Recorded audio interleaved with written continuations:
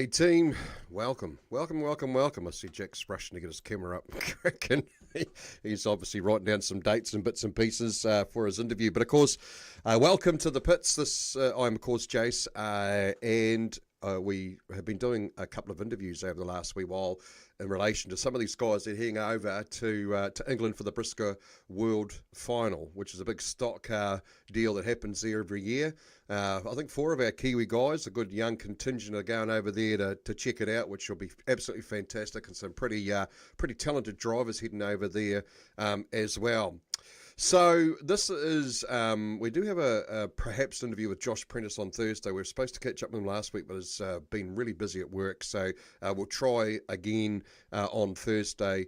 But if not, myself and Jess, we're heading off to Christchurch next Thursday to do the second part of the Malcolm Nartai interview, where he's threatened to take me for a ride in the Rattler, believe it or not. So we will be doing that interview. Obviously, we put the last of the Ricky Bolton one up as well. So for those people who haven't seen that, that was more Angeli's story. And there's been some bloody good feedback about that, so which is great to hear. I'm not going to hold these guys up or Jack up for too much longer, so let's grab him on. We're going to turn him up, I suppose. Hey, Jack, mate, how are you? G'day, yeah, no, good to see you all. Thanks for having us. Absolutely, Uncle. Well, we kind of really got to, because you guys are, obviously there's a good group of us heading over to the Big Smoke to I suppose, a bit of a Kiwi assault on the Brisca final, isn't it? Yeah, no, well, there's a good crew of us going over this year. Hopefully we can all...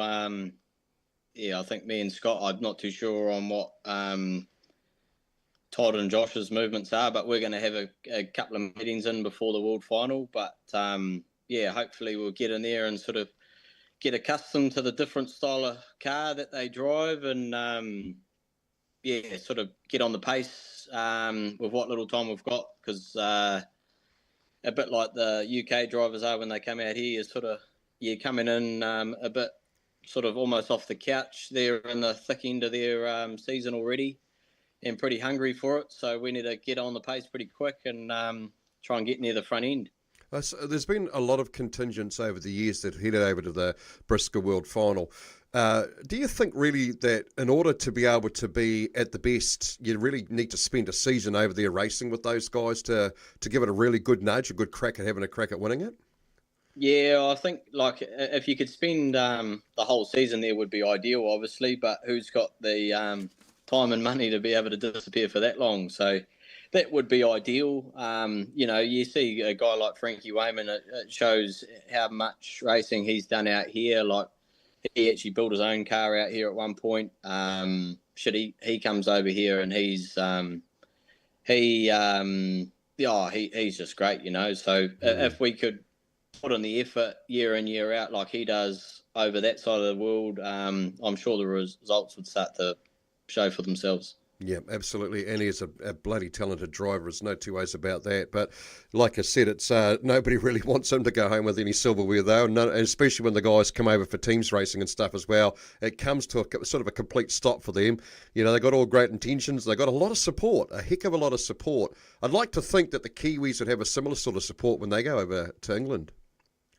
Yeah, it's been a few years since I've been over there. This is my first time doing the F1 racing, which is their sort of version of our Superstocks over here. Me and Sam Barry, we were over there back in the early 2010s sometime. I can't remember the year exactly. And we did the mini stock version of racing over there. Massive, like these big meetings, they draw a pretty big crowd. Completely. Anyone that doesn't really know it, it's a completely different concept of racing to what it is back here. A lot of individual stuff. There's no clubs, no tracks that you race for. You just turn up week in, week out and racing for yourself, really. There's no teams racing, none of that. Still full contact. The cars aren't sort of built to the sort of, it's not as much contact as what we can sort of dish out here. You can't stop and wait for someone and take them out and decide the race that way. It is sort of pretty much the best man that wins at the end of the day. I mean, it's like you say, the hitting's not exact. I mean, I've seen some good hits going in over there, but it's not as often and it's probably as much as what we do here in New Zealand, is it?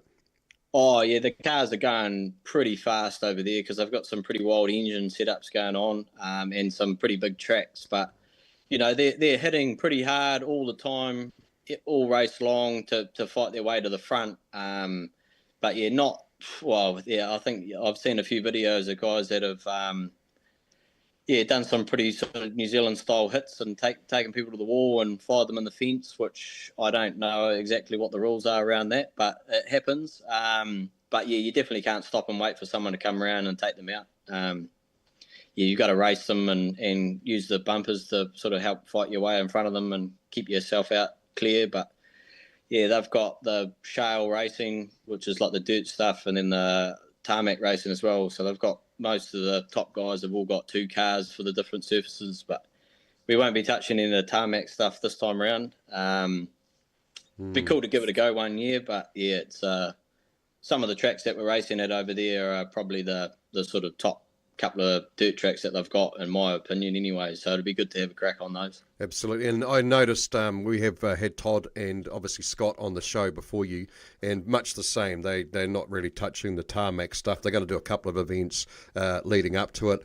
But mate, it's not a cheap exercise to be running yourself around the country, well, the world, to get into this type of deal. So what have you done to try and raise a few funds, and what have you got planned to perhaps, last-ditch attempt to get some dosh before you head off? Yeah, well, we had a group of people that got involved to give us a bit of a hand to do we've got a fundraiser night here at the Speedway Garage on Thursday night in Palmy here, 6 o'clock. So yeah, there's a raft of people that have donated bits and pieces to the auction off, and we've put up some rides in our 2-seater car that we've got. There's a few people like the Speedway Garage, obviously. They've got in behind us to help put it all together. It was a bit of a last minute sort of decision to do something because we didn't really think we had enough time, but they've sort of put the venue on for us, and then there's been the likes of like the Palmy Club, Puck and Bruce and Stu Russell, they're sort of getting in behind it and giving us a hand to organise it because, like most people at the moment, we're pretty busy at work and everything, so I don't have a great deal of time I can put towards it anyway. But so there's lots of them. Ewan Means, he's been great with helping to sort of coordinate it all.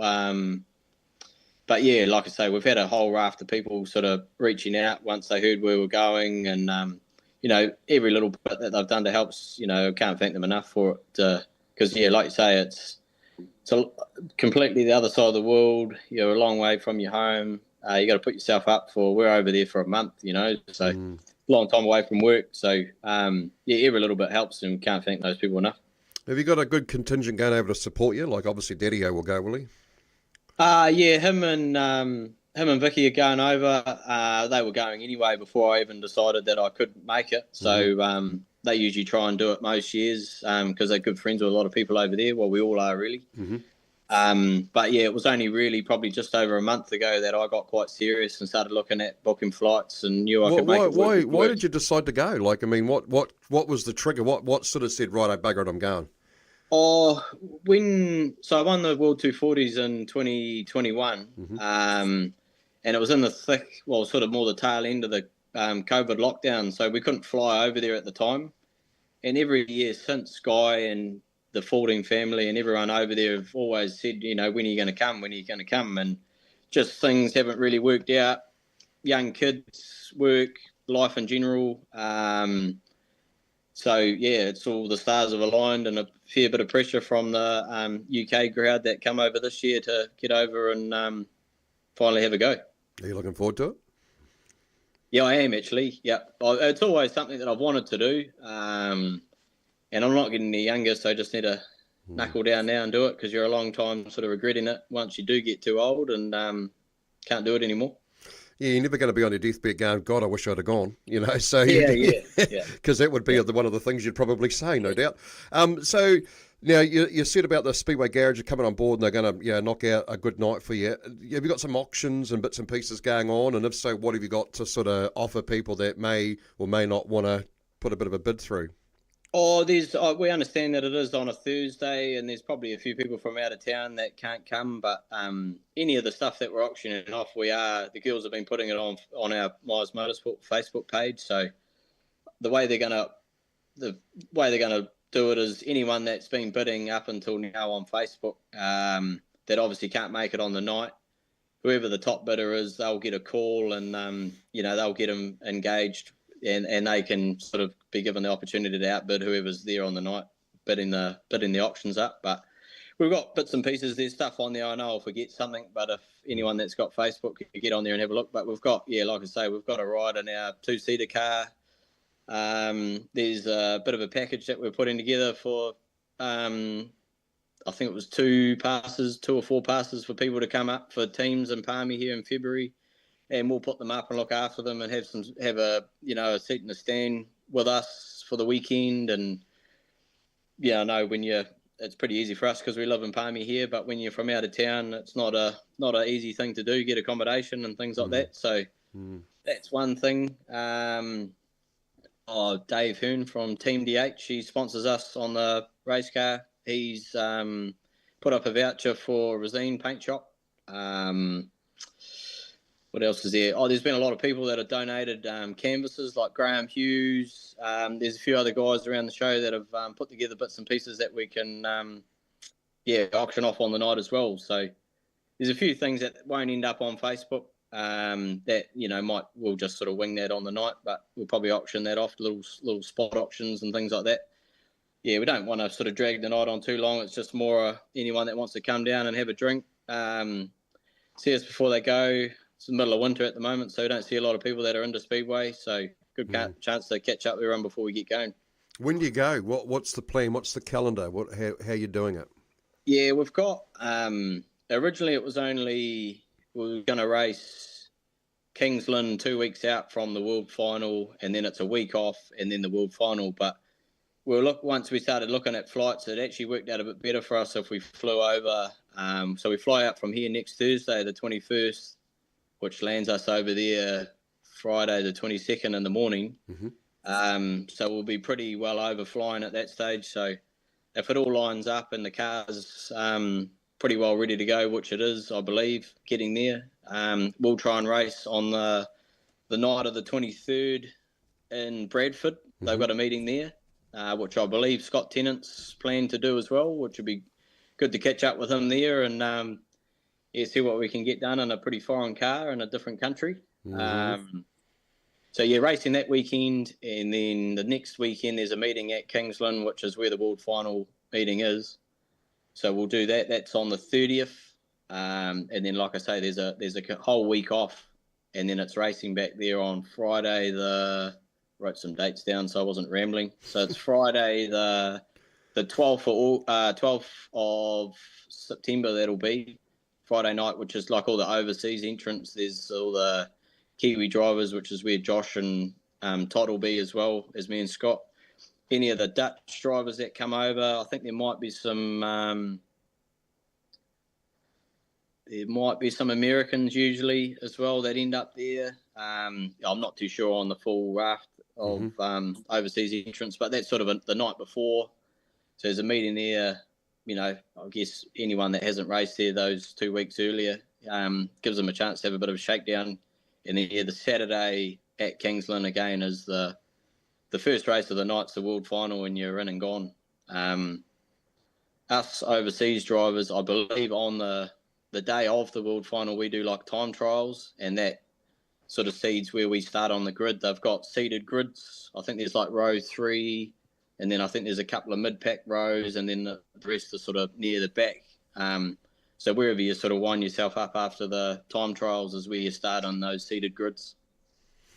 Hard work though, bro. I mean, you don't really get much of a chance. I mean, you say there's a couple of meetings there, but I don't think it's enough. But you got to go to know, don't you? And perhaps you say you're getting old, but it might be an opportunity to go again one day, and at least you know what you're 100% up for, because you would have no idea, will you? Oh, it's a completely different experience, yeah. So pretty different sort of style of car, like I said, to what we run back home here. Whose car have you got? Whose car are you racing? And have you got some information about that car? Yep. So I believe it's Lewis Hunter that come out and raced one of Mike McCarthy's cars this year. He did the 240s, and he did a meeting in Auckland when the UK drivers had the teams race up there. So it's one of their cars, Hunter Pack, Warren and Lewis Hunter. So I believe it's his car from a year or two ago. Peter Faulding built it. Most people that are into Speedway would know Peter Faulding. He's raced out here quite a bit and been involved with the UK team. Jordan, his son, he also races over there. He come out and raced this year at the 248s down in Palmy here. So between the Hunters and the Fauldings there, they're getting a car together for us and going to give us a bit of a hand while we're there. Is it a good car? Like, I mean, not that I don't think I've ever really seen any of our 240 guys come over here and get a crap car. They always seem to get some pretty good machinery, but sometimes you hear other guys that have come from our side over to there haven't got exactly the best cars. I mean, the last thing you want to do is show them up on their own home turf, do you? Oh, yeah, there's a lot of cars over there, and I've heard some horror stories of people turning up and pretty much having to rebuild the thing from the ground up. But yeah, like these guys, Jordan and Pete, have been putting a fair bit of time into the car, and like I say, it was a car that's been raced still, so it's not like we need to piece the thing together or anything like that. Hopefully, I can get up there and have some sort of coordination on getting the thing around the track without causing it too much grief, so we don't spend the whole time we're there just trying to fix this thing up from damage I've caused. But yeah. No, it seems like, from what I can tell, it's got some pretty good gear in it, which is a big help. If you turn up there and you got some sort of out-date gear and a bit run down, you're chasing sort of teething issues in what short time you got before you have the big show, yeah, it definitely wouldn't help you. Even the surface is a bit different. I mean, you mentioned the word Charles, but you're used to racing on clay. Have you ever raced on that type of surface before? Only in the minis when we were over there many years ago, which was their mini stocks are literally a mini. They've got front wheel drive, 1000cc. They are full contact, which is good because it's not such a big jump from a mini stock into a stock car or super stock like it would be for anyone back home here. Mm-hmm. So yeah, it starts. I think the kids can start racing from about 10 or 11 years old over there. So yeah, they're pretty accustomed to the contact and the hard racing from a young age. So yeah, we race the minis over there, which, yeah, completely different kettle of fish to what we'll be doing when we go over this time. Scotty Tennant wants to have a crack at banger racing. I mean, they're so used to the contact over there. I don't think you would, consciously you wouldn't make that decision, especially if you're running a business like you're running. So, I've seen that banger racing while I've been over there, and I've watched them have to pull a car apart with a hire truck just to get the guy out of it. Like, they can get pretty well mangled up. Yeah, I don't think you'd catch me in one of them in a hurry. Yeah, I think it's crazy. I'll definitely be there with a beer watching Scotty if he decides to do it, though, but I wouldn't be in a car with him, I don't think. He's keen as mustard. I was like, you're obviously missing a couple of cells, mate, to be able to, to even consider doing something like that. But anyway, each to their own, and that's what he's kind of likes, and likes obviously the hitting side of things, and yeah. But I suppose it's the only thing we can kind of do here from this point is to wish you the best of luck, Jack, and hope that you will at least do something. You're gonna. A lot of the Kiwi boys we've spoken to have said they're going to try and band together, some sort of teams deal. If one of yous are up there, then the other ones perhaps will give a bit of a hand. It's all good to have mates that are Kiwis. You got any mates over there that are going to look after you that may be from England? Yeah, it's a completely different concept, the racing over there. It's every man for himself on the night. But yeah, hey, all you can hope is that you have a decent car and get a decent sort of time trial run, so you start up the grid and not too far down the back, because I think there's sort of 35 plus car fields over there in the World Final, so you definitely would want to be starting near the front of that.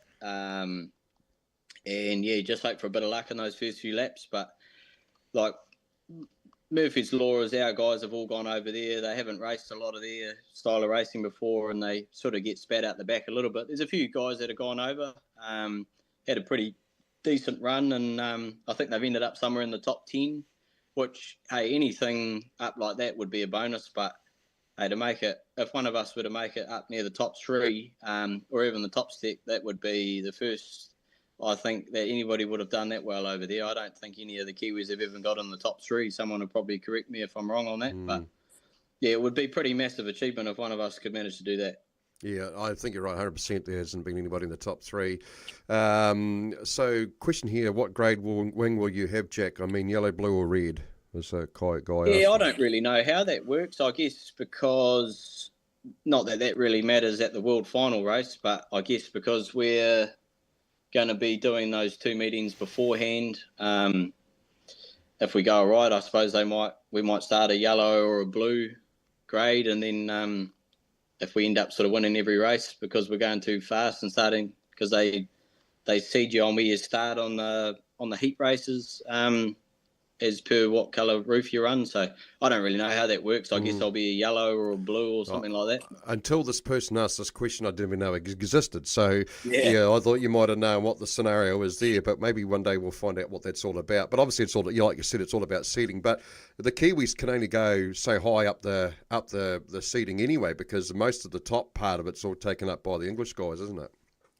Yeah, well, their whole sort of systems run on the whole, like where they're just for them to get into the World Final, it's gone on points, and like they've had to qualify almost like we would for a New Zealand title or 240s or something like that.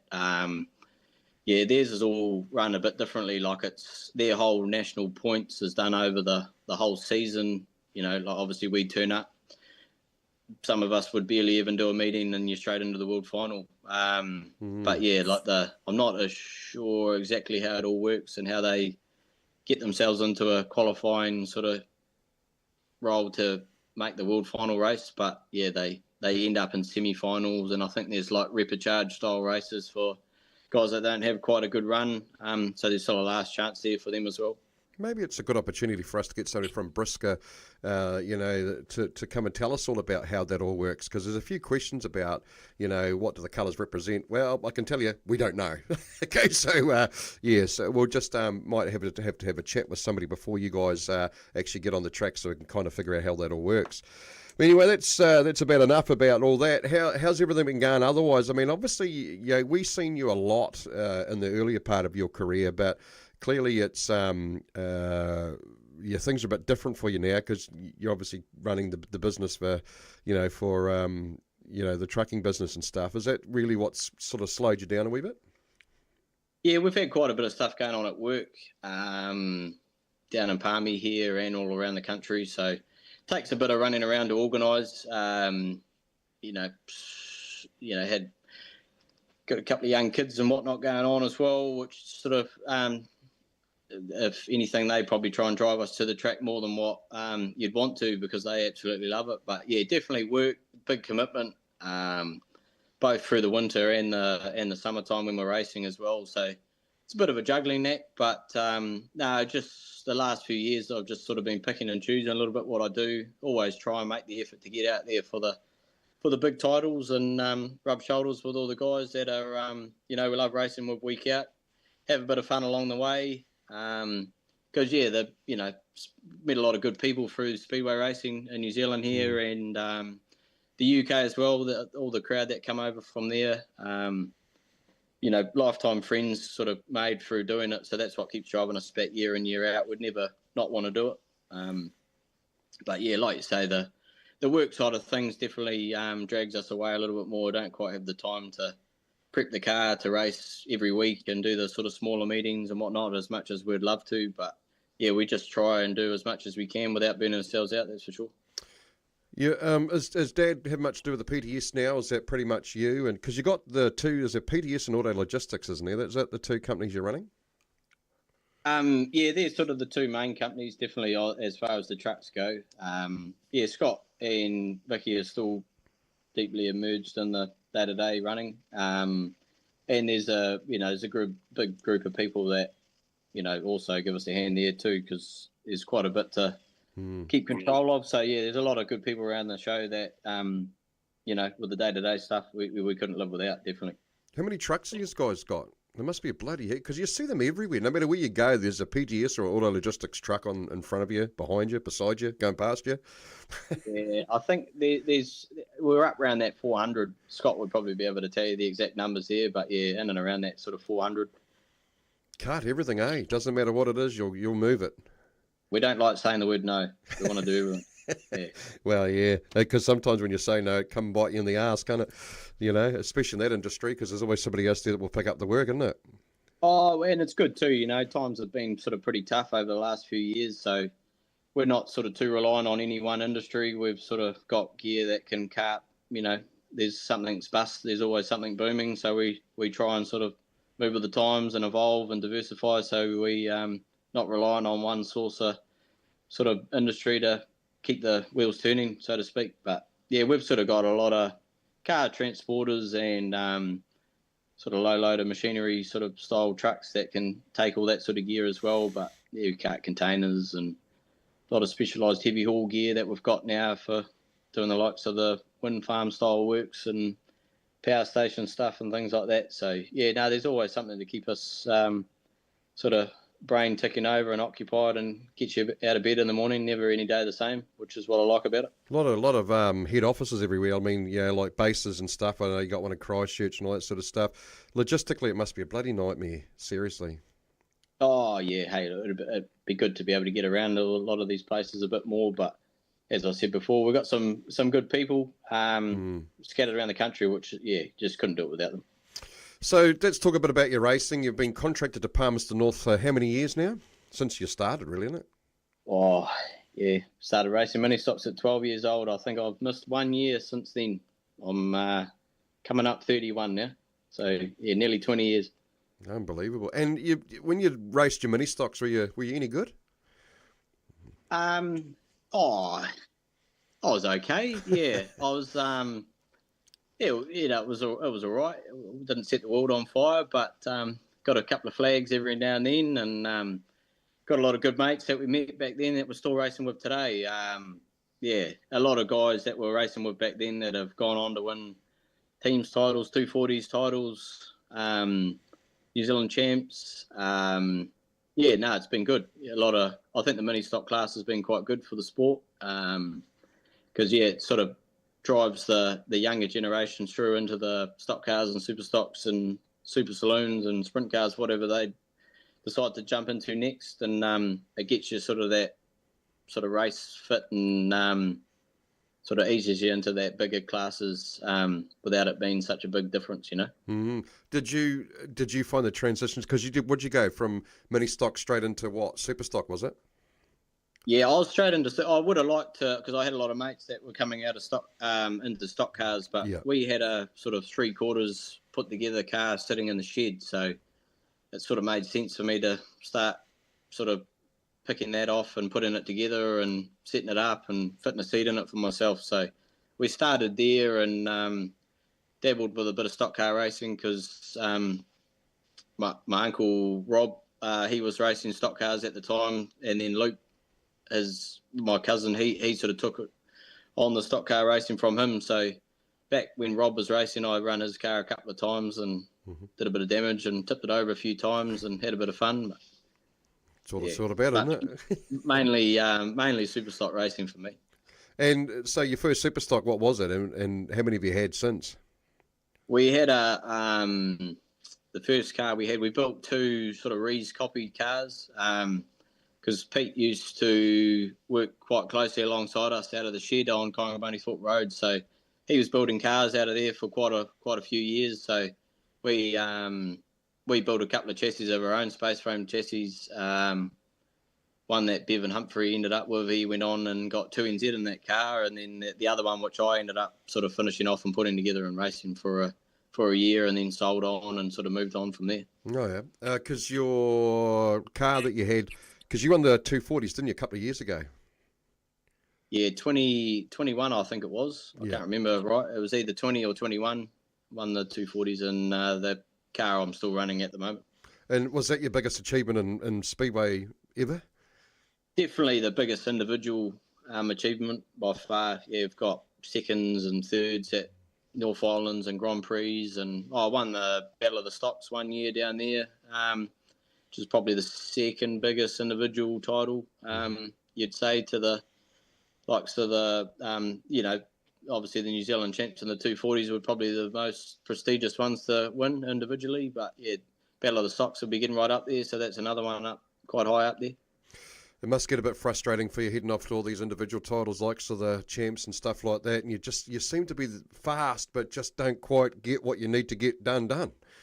Yeah, you usually sort of get somewhere there or thereabouts. A bit of bad luck comes your way, or a bit of a repaid sort of debt from taking someone out a few years back comes back to haunt you. But that's what it's all about. We keep turning up the next year and have another crack, and hopefully one year we might be lucky enough and have enough friends to walk away with a 1NZ that would sort of cap off a racing career. But hey, we have a lot of fun doing it, whether you're winning or losing. So you turn up, we've got a lot of friends that we've met along the way. So yeah, the racing's just a small part of it, really. You generate a lot of talk, though, especially the Miers versus the Rees type scenario. I mean, that's been going on for years. Is there actually an issue there, or is it just all good fun? No, it's all good fun. Stock car racing, it's nothing sort of, I think people make it a lot more than what it is. Keyboard warriors, yeah. Yeah. But no, we don't buy into that. We just turn up and we race hard and have a lot of fun. And most of the time we're all having a beer and a laugh about it later. Absolutely. I've gotten into trouble a couple of times because it's such a great promotional thing, Is Jack going to get, the blah, blah, blah, and you sell more streams out of it. But, I got told off by the Reesers for doing that, so I had to stop. So I've done that now. But I mean, but that's what it's about. It's about sports entertainment, isn't it? Sometimes we forget that's what your guys' job is. You want to go and win a title, but you want to have put on a bit of a show doing it, though, don't you? Yeah. Hey, look, we're not all out there to sort of be all showy or anything. We just turn up to race hard because anybody that's done it and put a helmet on and race for themselves, there's no sport or action-packed hobby or adrenaline junkie thing you can do that even compares, especially the teams racing. Suit up and jump in a car with, three of your other sort of teammates against four other cars that, there's going to be a lot of biff and a lot of action. There's no buzz or adrenaline rush that you'll get, anything like that. I've done a lot of things in my life. But, that's... Just love that stuff, turning up every year. Heat 3s of a New Zealand champs or a 240s when there's going to be a bit of action. Yeah, it's always good. Yeah, that's somebody just saying here, Dave Young, this is why we have bumpers. They're designed to be used, aren't they? Not to sit there and look like decoration and stuff. But let's talk about teams racing. I mean, you've kind of been there at the Palmy has always sort of been there or thereabouts. But the last few years, I mean, any team could take it at any given time now, isn't it? I mean, you guys used to dominate. The Panthers used to dominate, but now, it could be anybody's, literally anybody's. Yeah, no, it's good. Like there was a lot of sort of dislike for the Palmy team, which was drawn back from, when the Pete Benkstons and Peter Rees and Shane Penn and Scott Joblin, obviously, and Wayne Hemme, that team back then, I think they run about 3 or 4 in a row, and collectively over the years, I think there was about 7 or 8 there. But, they were just on a roll. No one could seem to touch them. But, gone are the times of that. A lot of the gears got a lot better. There's some good cars out there, and, that's the beauty of it. Now, you turn up, you never know. You could never pick one team that's going to walk away with it, The Canterbury team are coming into a bit of form, and they've been racing together for a long time now. They're pretty tough to beat, but at the end of the day, there's a lot of luck on the side, and it could be anyone's at the end of the weekend. Which is good for the fans. You turn up and you put whatever colour shirt on and drink a few beers in the sun and get a bit rowdy and have a bit of fun. But it's a good sport. It's pretty good for the town here. There's a mass entrance of people that turn up every year and run around the bars and the cafes and the shops and turn up to the track there, and fill all those seats and come and yell and scream and watch us all crash into each other. Palmy probably wouldn't exist if it wasn't for the team's race. Probably the one weekend of the year where everyone makes any money, I suppose. But Yeah, no, like I say, that's just one part of it. The racing, is what everyone turns up for, obviously. So, yeah, it's every year it gets bigger and bigger. And, yeah, whether you're watching racing, it's always better to be in the racing seat. But if you're there watching it, you get just as much of a buzz out of it. As you noted, you're 31. Is it getting a bit too far for you to carry on doing teams racing, or you're still pretty well passionate about carrying on while the team still want you? Oh, yeah, no, I'm still very keen to keep doing it for as long as I've got the edge and the team still want me in there. Yeah, I'll keep doing it. But, yeah, I haven't really sort of had too many injuries, if anything, really, while racing a stock car. Most of my injuries have come from other motorsports and forms of sport. So it's probably the one thing that I've done in my life where I've actually sort of managed to keep myself together and stop breaking bones. So seems to be the safest one, believe it or not, but we'll just keep doing it. The safest one, you say? Yeah, you go out there and try to write yourself off or somebody else off, and it's the safest one. Oh, yeah, that's the new one to me. Yeah, spoken like a true Superstock driver, eh? Telly, somebody just asked before, have you ever decided to get out of Superstock racing? Would you look at another class like the old Super Saloons class? Seems to be a great retirement nest for Superstock drivers, isn't it? Yeah, I've never actually had a go in a Super Saloon. I've done a couple of Harrisville meetings in a sprint car before, which was a good change. But yeah, hey, I've always sort of toyed with the idea of maybe jumping in another former speedway, like the saloons or something. Yeah, when I've had enough of the stock car racing, but I don't know. I've watched a few of those saloon car races before, and I think they're probably a bit rougher than us sometimes. A lot of Superstock drivers in there now. They're all crashing into each other and wrecking a bit of gear. Well, I mean, coming from that class that you were in, a lot of these guys, turn one, the wall coming up real fast in a Super Saloon really doesn't hurt as much as it would if it was in a Superstock, because, a Super Saloon will bend and they don't fear the wall, do they? I mean, you guys just don't fear it. No, we've got a bit of room for error, those bumpers there, yeah. So like you say, if you make a bit of a mistake, you just sort of hope you bounce off and carry on without too much harm done. But, yeah, I'm sure when you hit someone or have a big whack in a Super Saloon, you walk away with it without sort of feeling too sorry for yourself. But I'm sure the wallet would probably think otherwise. It shrinks, doesn't it? Yeah. Yeah. I remember Campbell, when he first got out of Superstocks and got into a Super Saloon, I think he did a front end, a right front, every meeting for about 4 or 5 of them at $2,000 a pop. So, yeah, it's not a cheap exercise. No, at least a lot of what we put into our own cars too, we can sort of turn around and make out of our own shed. There's a lot of stuff you got to buy out of, like Cardinals and Fastlane and that, but... Yeah, pretty much everything you put in a Super Saloon you got to buy off the shelf somewhere. So I'm sure there's people that can probably make stuff themselves. The gear in our cars is probably a little bit more agricultural than some of the, the sprint car and Super Saloon and midget style sort of race cars. So we can still sort of fix something up or remake something to go back in the car to keep us going. The bumpers and side rails are just steel. So used to be an engineer in a past life. It's nothing you can't sort of do when you got the time. Or you got people that can do it for you, which is even better, isn't it? Yeah, that's the way it works. Okay, so there's another generation of Miers coming up. When are we going to see one of your wee ones jumping into a car, into the mini stock class? That can't be too far away.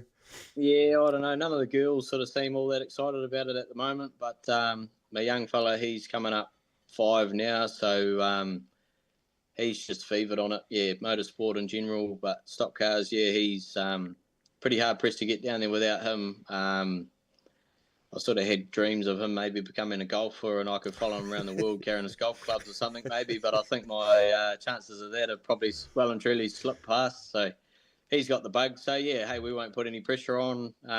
If that's what he wants to do when he's old enough, yeah, we'll support him the best we can, but he's probably sort of getting to the age soon where he could start pedaling like a go-kart or something. So sort of get the taste for it, whether it's something he wants to pursue or not. We'll see what happens.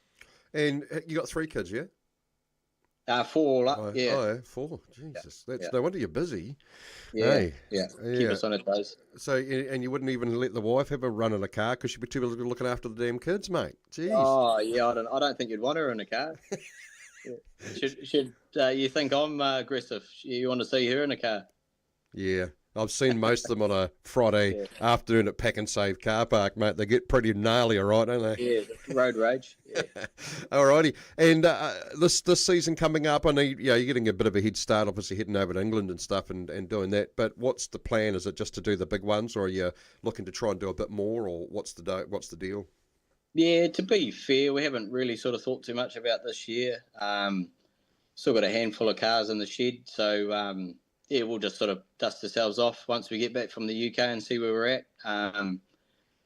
Sort of in the stage now where I really probably need to build myself a new car, which we've well and truly missed the opportunity to do that for this coming season. But yeah, I think we'll probably just have a bit of a step back this year and do what we sort of pick and choose to do as we go, and maybe just have a bit of a reset and sort of see if we can maybe push forward with trying to do a new car for the season after maybe. But yeah, no real major plans at this stage. We'll just sort of sit back and see what comes and go with the flow.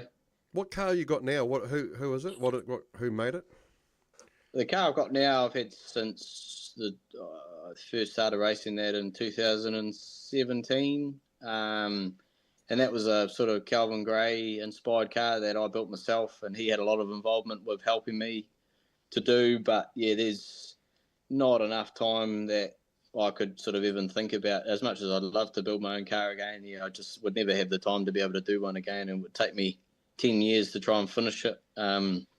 So yeah, don't really know what we'll do going forward. There's a few little ideas in the pipeline, but we'll just sort of wait and see. And yeah, we'll make a call maybe sometime in the next sort of coming few months, once we get back from overseas, as to what we're going to do with as far as a new car goes. But yeah, that car's well and truly sort of earned its stripes, and there's a few things we've learned along the way and seen that's going on in other cars, and yeah, probably sort of try and re-engineer a few of those ideas into something new. But just as far as what we do yet, don't really know.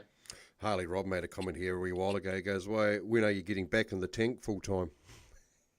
Well, funny you should say that. There's a few exciting things coming there this year that we've been mucking around doing on that in the background. So always, I did a lot of racing in the tank over the years. So you got a bit of a soft spot for them. So I might try and do a couple of cameo appearances in that this year. And I did not this year just gone, but the year before, and up at Rotorua and Miani at the New Zealand Champs, and yeah, really had that thing on song. It was going good. It was on the pace. So yeah, I think there's a few little things that we can find and improvements. Yeah, to see if we can even go in a bit better. Is Scotty going to jump back in and have another crack, or has he hung up his boots for good? He come out and had a bit of a crack this year, and hey, he absolutely loves it just as much as I do. But even more so with him, he's very strung for time, and there's not a lot he can do himself now. So he'll probably just pop back out every now and then and have a skid. But yeah, as far as racing full time goes, yeah, I think his years of doing that are well and truly gone. There is talk. I was talking to somebody recently about a historic class of superstocks, like, not so much the cars, but the people racing them. So, it might be something that I was talking to, it must have been Wayne Hemi or someone like that, and they said that they're looking to bring, because all you young buggers, and I consider you still to be quite young, even at 31, you just go for it. And it's just, and a lot of these old boys can't keep up anymore. And of course, when they get hit, it hurts. And so, this new class, I think, they're trying to just get out. Your car has to be 20 years or older, or whatever the story may be, and maybe something to support a New Zealand Champs or do something like that. I think it's not a bad idea. Oh, Scotty'd probably get right into that, wouldn't he? Is that not what the Super Saloon class is? No, I won't say. I'll end up in trouble. One thing that I did notice is that PDS is really starting to sponsor quite a bit around the countryside as well. We see that you had been doing the Nelson with, of course, the Superstock Stampede. I see now naming rights for the 240s. Yeah, well, hey, look, we always try and give back where we can. Things have been pretty tough. So there's not a lot of money floating around there at the moment for anyone. So we try and do what we can to help out. Speedway is something we have a lot of time and passion for. So try and give back to it where we can, when we can. Yeah, it's awesome. I mean, obviously, the clubs kind of need that support, and because they're finding it, some of them are finding it pretty tough as well. Down in the deep south, there's not a lot of money. Certainly down here, so it's good that you guys stepped up and helped out the clubs and stuff. Anybody you want to thank while you got the chance to, mate? Just while we're having a chat. I hate doing these things Yeah, I because there's know. always someone I forget. But a few of those people that we rattled off before, that have sort of helped with, not only sort of getting a car and whatnot over there with the Hunters and the Faulding family, and then there's Guy Parker, obviously had a fair bit of involvement in with organising us to get over there. So that's one side of it. So big thanks to them. But then also back here, the crew that show up week in, week out, that effectively give me the opportunity to turn up with a car to race and help us get there every week. I'm not even going to start naming names because there's too many to thank. Yeah, I get it. Yeah, it's a big family involvement as well. With Ashton, my wife, and the 4 kids, they sacrificed a bit of time seeing me to let me go and do it and get the car ready. And then they obviously all dragged themselves around the countryside following us. So, yeah, without them and their love for the sport, we wouldn't be there. But, also everyone that sort of got involved with helping put together the fundraiser and try and grab a couple of extra bucks for us to, put towards a car and accommodation and flights and getting all the way over there because, it's a big cost and a lot of time you got to have away from work and everything as well. So, there's, the girls at work have been, helping with the Facebook stuff and the auctions and the fundraiser, and then Ashton's been doing bits and pieces to help out, and the shirts that the girls will organise and have been printing to send to everyone around the show as well have been great. And, the Speedway Garage for putting the do on there for us again. And there's the shirts there. I'm just showing them the shirts and the event there. So that's the shirts that, obviously, the Jack Miers shirt there, isn't it? Yeah, that's a shirt. Few people got together and got designed up to just a bit of a one-off special shirt to help draw up a few funds for us to get over there as well. And everybody that's donated everything to auction off and give to us to help get over there as well. Yeah, there's too many people to thank, and I don't want to get into it too deeply. I'm sure there's probably plenty of people. Because you'll forget someone, I know. But I still have to ask the question, don't I, No, there's a lot of people that help us out and behind the scenes. So we can't thank those guys enough, eh? Absolutely. Hey, not going to hold you up for too much longer. I know you're a busy man. Thank you very much for having a bit of a chitty chat, and best of luck. And I'm speaking on behalf. There's been quite a few people that have come in and said, "Good luck, Jack," and hope like heck. Imagine if you come home the first person to ever get in the top 3. We'd have to have a national holiday. Getting up there would be something to celebrate, I'm sure, regardless of what happens. Absolutely, mate. And best of luck is exactly what it is. Some people are actually asking, how do they get those T-shirts? Best to probably just message the page, the Miers Motorsport page, and we can ship them anywhere around the country or pick them up from Palmy here, or if anyone's coming down to the Speedway Garage on Thursday, we can bring them along. Absolutely. So that's Speedway Garage. What time's it kick off? 6 o'clock. 6 o'clock. Get there. And then, of course, if you want to do some bids, get onto the Miers Motorsport Facebook page. It's easy enough to find. Any other sort of social media stuff you got? Are you going to do some updates while you're away as well? The social media stuff, that's not really my deal, but the girls get behind that. We'll try and keep everybody up to date with how we're going over there and get a few pictures up so everyone can see what we're up to. I'm sure there's a Pits TV UK version over there. They'll have a bit of a stream going on. I don't know who that is and what that is, but there'll be some way of being able to live stream all that, I'm sure. We'll try and find something for people and post it up on our Facebook page to get links and stuff to be able to watch. There was somebody that actually asked how do they get to watch it, and I'm actually not 100% sure. But, I think we might try and grab somebody from Brisca, the F1 guys, whoever the organisers it, and see what we can and can't find out from them. Yeah. Sweet as. All right, mate. Hey, thanks very much for your time. And, good to talk. Oh, wait. Talk later, eh? See you later. Thank you. Catch you soon. Cheers. Okay, bye-bye. There we go, folks. Jack Miers was his name, 88p Superstock Driver, heading off over to the big smoke of England to take on the Brisca F1 world title. There is a couple of comments that are in there. Mikey D did say in a normal race, heat race, white, yellow and wings. What does he say? Wings... race together, then in the grand final, white and yellow start off the front, followed by the blues, reds, and the superstars. Sounds all complicated to me. Hey, so we'll try and find out. We'll try and find somebody we can talk to from Brisca, the organisation, look after whatever the story is there. So we'll find out some more information for you. So don't forget, we will try and catch up with Josh Prentice on Thursday. That will be 247 TV will be streaming. There we go. Peter Billows is telling us there. So thanks, Pete. 247 TV. We'll see if we can find that out. So we will try and catch up with Josh. I can't guarantee he will. He is exceptionally busy at the moment. We did ask, and he did say yep, but we just got to find a day that works for him. And then obviously, like we said, we'll head off. We've got some rugby to do this weekend, but we'll head off, do the second part. There's a lot of people, and I mean a lot of people looking for the second part of Malcolm Natai's interview, which we're going to go to Christchurch and do next week, and then and that's it. That's for this update. Big thanks to all those people that have tuned up. Enjoy your week.